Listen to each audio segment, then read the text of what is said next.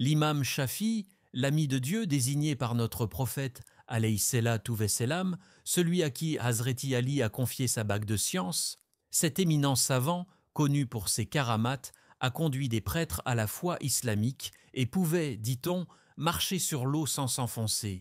Fondateur de l'école juridique chaféite, l'imam Shafi'i a su établir une voie simple et compréhensible dans le domaine du fiqh.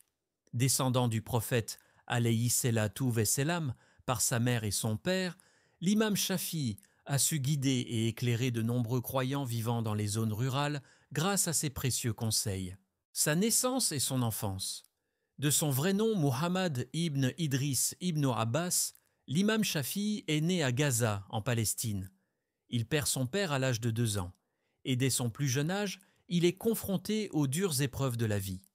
Malgré ses difficultés, sa mère, en priant pour qu'il devienne un grand savant et qu'il puisse résoudre les problèmes de la communauté, fait tout ce qu'elle peut pour qu'il ait une vie remplie de science. Mais n'ayant ni famille ni ressources, il est décidé qu'il aille à la Mecque, chez ses grands-parents, pour y étudier. Sa mère prend donc la route avec lui et à l'âge de 4 ans, l'imam Shafi'i commence ses cours de Coran à la Mecque. C'est ainsi que commence son difficile parcours d'apprentissage. Lorsqu'il constate que son maître accorde plus d'attention aux élèves aisés qu'à lui, il en parle à sa mère. Elle lui conseille alors « Mon fils, assieds-toi près de l'élève le plus chéri du professeur, ne parle pas et écoute seulement. Tu verras, Allah t'ouvrira de grandes portes. » Suivant ce conseil, l'imam Shafi devient hafiz à l'âge de 8 ans. La mission du prophète est la bague de Hazreti Ali. Une nuit, l'imam Shafi'i a la bénédiction de voir notre prophète alayhi salatu vesselam en rêve. Dans son rêve, le prophète lui demande « De quelle lignée es-tu » L'imam Shafi'i répond « Je suis de votre tribu ». Le prophète le rapproche alors de lui, passe de l'eau sur ses mains et son visage et lui dit « Qu'Allah te bénisse ». Dans un autre rêve, il voit Hazreti Ali qui retire une bague de son doigt pour la lui donner. Ce geste symbolise la transmission de la science de Hazreti Ali et du prophète alayhi salatu vesselam. Des interprètes de rêves affirment que cela annonce qu'il deviendra un grand savant et un guide de la communauté. Les 40 prêtres qui embrassèrent l'islam. À une époque, une rumeur circule parmi les prêtres chrétiens. Un homme serait en train de détourner les chrétiens de leur religion pour les convertir à l'islam. Troublés, les prêtres décident de le confronter et fixent un rendez-vous au bord d'une rivière. Lorsqu'ils arrivent, l'imam Shafi marche avec assurance vers eux, pose son tapis de prière sur l'eau, s'y tient debout et les invite à poser leurs questions.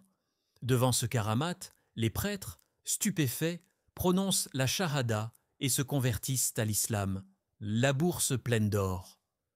Un jour de fête, alors qu'il sortait de la mosquée, un serviteur lui remet une bourse pleine d'or.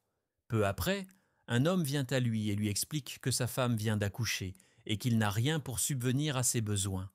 L'imam Shafi'i donne alors la bourse, sans même l'ouvrir. Respect envers le prophète alayhi salatu vesselam. Lors d'un cours, l'imam Shafi'i se lève 10 fois. Lorsqu'on lui demande pourquoi, il répond « Un enfant de la lignée du prophète joue devant la porte. Il ne serait pas convenable pour moi de rester assis alors qu'un descendant du prophète est debout. » 1720 hadiths en 9 jours. Animé d'un désir profond pour l'étude du hadith, il mémorise en seulement 9 jours le livre Muwatta de l'imam Malik. Enflammé par cet amour pour la science, il entreprend un voyage pour étudier auprès de lui à Médine. En le voyant, l'imam Malik lui dit « Ô Muhammad, crains Allah et éloigne-toi des péchés.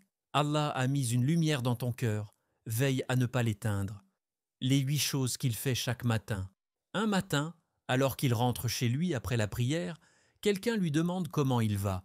L'imam Shafi répond « 8 choses me sont demandées chaque matin. » Puis il explique « Mon Seigneur me demande d'accomplir ses obligations.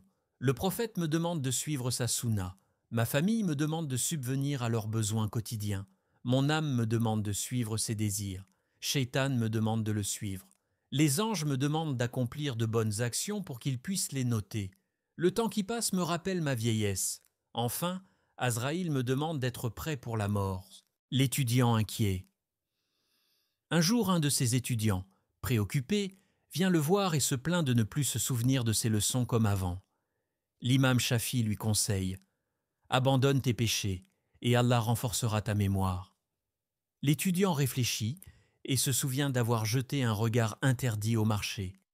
Après avoir compris cela, il décide de ne plus y aller sans raison et réalise la sagesse de l'imam. Un regard interdit donne l'oubli. La création de l'école chaféite. L'imam Shafi arrive en Égypte en 814 et y passe les 5 dernières années de sa vie. En combinant les enseignements de l'imam Malik à Médine et ceux de l'imam Abu Hanifa à Bagdad, il établit une école qui suit les pas des Sahaba et s'adapte au style de vie des ruraux. Cette voie conforme aux préceptes de l'islam est connue sous le nom d'école chaféite. Sa mort, à la fin de sa vie, l'imam Shafi passait ses journées à écouter le Coran.